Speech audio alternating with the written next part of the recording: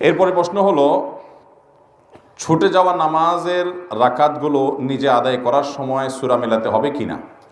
খুব দরকারি এবং গুরুত্বপূর্ণ একটি প্রশ্ন, অনেকেই এই প্রশ্ন করে থাকেন। প্রায় আপনার ইমামের পেছনে সালাত আদায় করতে গিয়ে যদি 2 রাকাত 3 রাকাত ছুটে যায়, ধরুন 4 রাকাত ওয়ালা নামাজের আপনি শেষের 1 রাকাত পেয়েছেন, আপনার 3 রাকাত ছুটে গেছে।